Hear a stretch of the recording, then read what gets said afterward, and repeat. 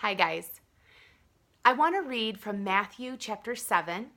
I'm going to start in verse 3. So Matthew 7:3. It says, "Why do you look at the speck of sawdust in your brother's eye and pay no attention to the plank in your own eye? How can you say to your brother, 'Let me take the speck out of your eye,' when all the time there's a plank in your own eye? You hypocrite! First take the plank out of your own eye, and then you'll see clearly to remove the speck from your brother's eye." Now, we know Jesus is speaking here, and he's talking about judging others. A lot of times what we do is we simplify this, and we say, don't judge. Or we say, make sure your life's in order before you judge other people. But we're missing it. So, let's look at this.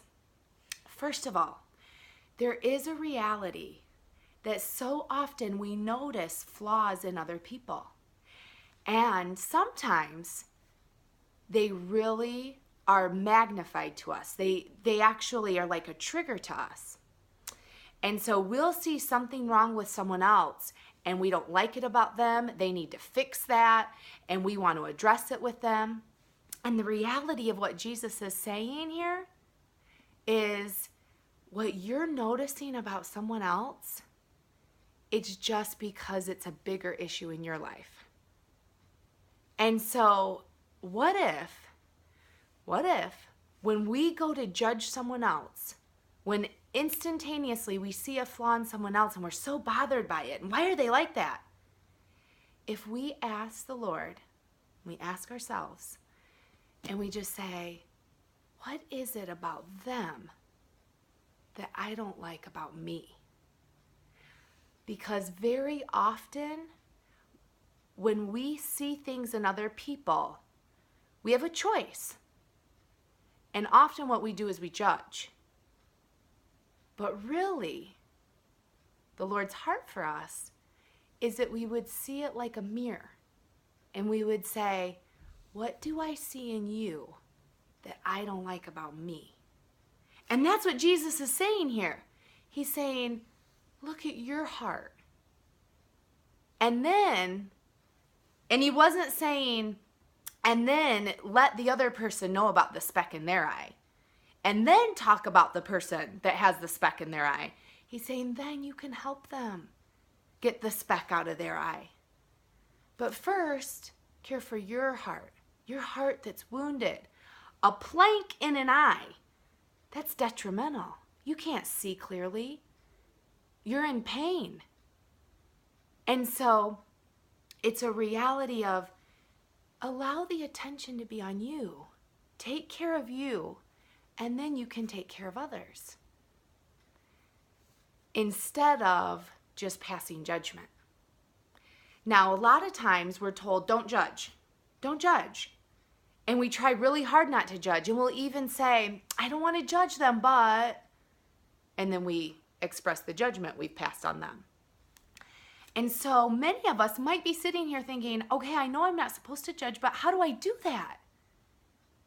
Well, the reality is we judge others because we don't know how we're judged.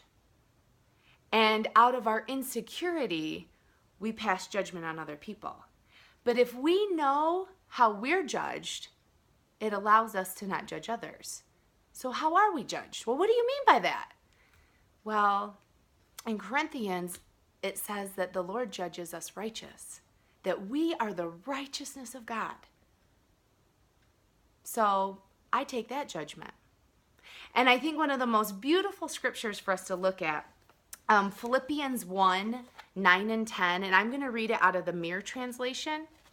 So Philippians 1:9-10, listen to this.